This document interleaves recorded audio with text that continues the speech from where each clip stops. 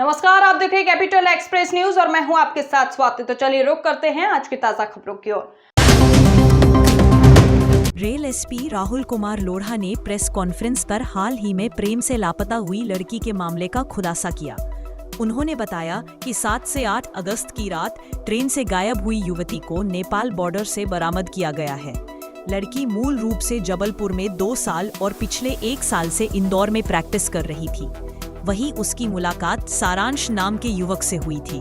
परिवार ने 7 अगस्त को उसका रिश्ता एक पटवारी से तय कर दिया था, जबकि युवती आगे पढ़ाई जारी रखना चाहती थी। इसी कारण 6 अगस्त को ढाबे पर बैठकर सारांश और उसके ड्राइवर मित्र तेजिंदर के साथ भागने की योजना बनी। रेल एसपी ने बताया कि तेजिंदर को मालूम था कि ट्रेन में कहां सीसीटीवी कैमरे नहीं है। नर्मदापुरम में उसने लड़की को कपड़ा दिया और सारांश प्लेटफॉर्म के बाहर इंतजार कर रहा था। दोनों बिना टोल नाका पार किए शुजालपुर से होते हुए बुरहानपुर पहुंचे और फिर कुछ दिन हैदराबाद में रहे। इसके बाद जोधपुर से युवती काठमांडू चली गई, जहां उसने नया सिम कार्ड लिया। सारांश नेपाल से वापस लौट आया। खीरी पुलिस की मदद से लड़की को बरामद कर लिया गया। लड़की से बात करके हम लोग जो है वो बुला रहे थे, तो जब उसने मान लिया कि अब मैं आ जाऊंगी और उसने काठमांडू से धनगढ़ी करके एक जगह है वहां तक की फ्लाइट ले ली, तो उस दौरान में जब वो उसने अपने भाई से बात कर ली थी कि जब मैं आ ही रही हूँ तो अब मैं अपने परिवार वालों को भी बता देती हूँ। उसी टाइम पे वो ग्वालियर वाला इशू चल रहा था और जब आप सब लोग बोल रहे थे कि परिवार वालों से बात हो गई है, तो वो इसीलिए हुई थी क्योंकि पुलिस तब तक उसको बुला चुकी थी, धनगढ़ी तक वो आ चुकी थी और अब वो ये था कि अब मैं आ ही रही हूँ तो मैं अपने परिवार से बात कर लेती हूँ। तो उसने अपने परिवार से उसको बात कर ली। हम ही ने उसको बुलाया था। जब मैं वही तो बता रहा हूँ तुमको कि काठमांडू में जब थी तो सारांश के थ्रू बात हुई है। हमारा आईओ जो है वो उससे कांटेक्ट में आया, उसको बात करवाई है। ठीक है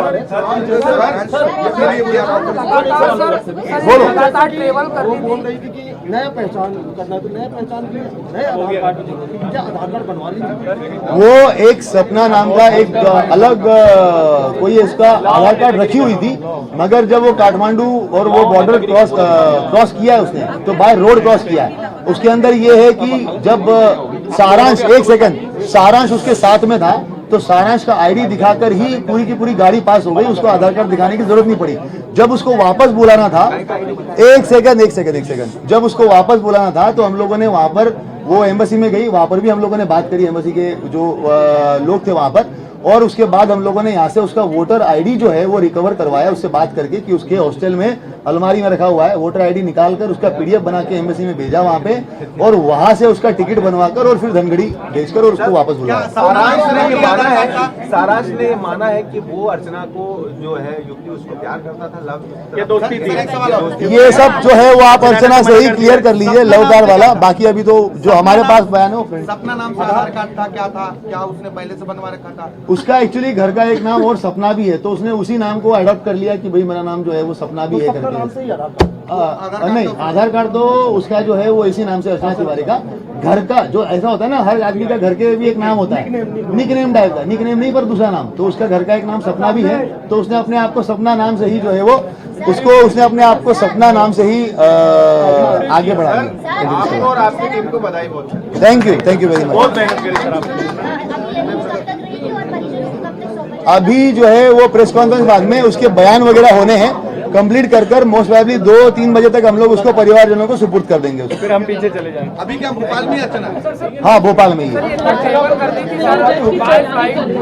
हाँ,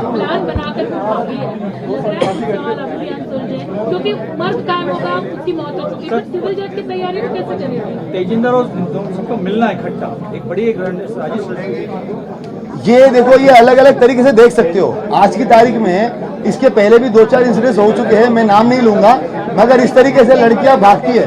ये एक समाज का वो जो एक प्रेशर होता है ना कि भाई ये होना चाहिए, ऐसा होना चाहिए, जो जिसको आज की यंग जनरेशन डिफाई करती है, और उसके इन्फ्लुएंस में टीवी सीरियल देखकर इस तरीके से वो प्लान करना ये सब सारी चीजें होती हैं। सारांश के ऊपर क्या कोई मामला दर्ज हुआ है? एक लड़की को भगाने के आरोप में तेजिंदर दोनों इसमें शामिल, क्योंकि लड़की 18 साल से ऊपर है, अपने कंसेंट से उसके साथ गई है, तो अभी तक तो कानून उसके ऊपर कुछ नहीं हो पाएगा। दिल्ली के आगे तक वैसे कोई लड़की भगा नहीं सकता ना, उसने लेके वो बालिक है।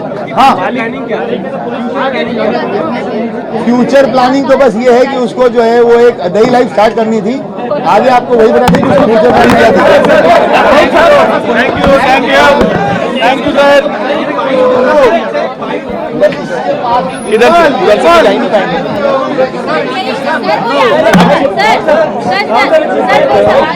राहुल रेल एसपी राहुल लोढ़ा इस वक्त मेरे साथ मौजूद है, उनसे जान लेते हैं। सर, कहाँ से मिली थी, कैसे मिली थी अर्चना, थोड़ा सा बताइए। अर्चना तिवारी जो है वो हमारी टीम को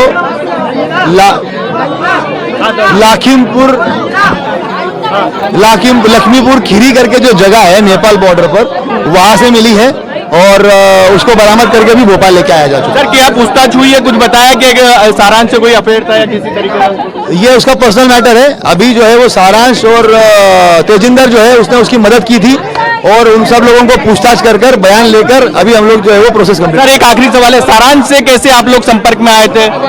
सारांश को जो है वो हम लोग CDR, IPDR और बाकी चीजों को लेकर जब उसकी 6 महीने की पूरी हिस्ट्री खंगाली गई थी, उसमें जो उसकी बात हुई है उसके आधार पर उसके साथ संपर्क में आए। कारण क्या था भागने का, ये पूरा बता दीजिए। कारण उसका बेसिकली ये बताना है कि जो लगातार शादी का दबाव था और वो करना नहीं चाहती थी, सिविल जज की तैयारी कर रही थी, लड़के से बात भी कर रही है और उसके बाद में फिर वो जो है वो वहां से चाहती थी कि ये सब प्रेशर से वो हट जाए, भाग जाए और निकल जाए। ये थे हमारे साथ रेल एसपी राहुल लोढ़ा, जो बता रहे थे कि किस तरीके से अर्चना तिवारी ने पूरा षड्यंत्र रचा सिर्फ शादी से बचने के लिए। कैमरामैन संजय के साथ शब्बीर अहमद, News 24 भोपाल।